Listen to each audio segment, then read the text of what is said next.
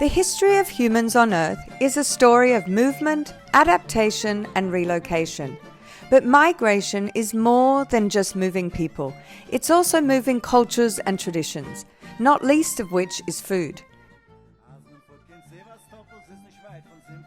I'm Nadia Sopher, and while I live in New York, I grew up in Sydney, Australia. My husband's family is from India and the Middle East, and both of us are Jewish. We can trace our joint history back over multiple continents and millennia, and we can claim a heritage that has spread all around the globe.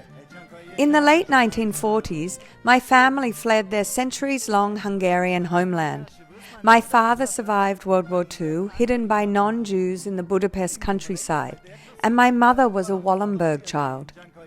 Separately, they fled to Australia, seeking shelter, freedom, and opportunity, but they found a country in stark contrast to the urban European chaos.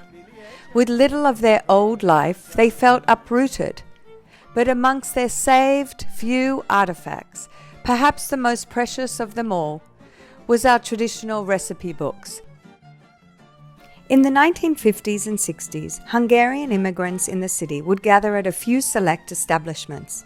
In Sydney, the Cosmopolitan Cafe and the 21 Espresso were the only place to enjoy cappuccino.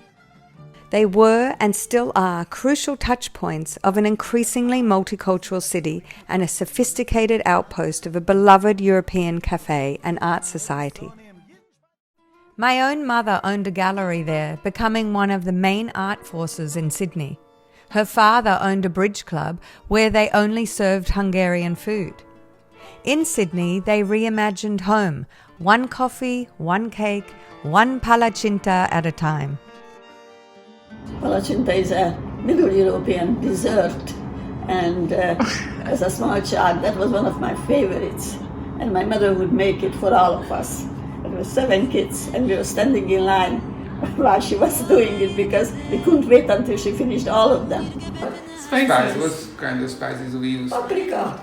Paprika. But it has to be some special paprika. Hungarian paprika. Hungarian, very special Hungarian paprika, paprika.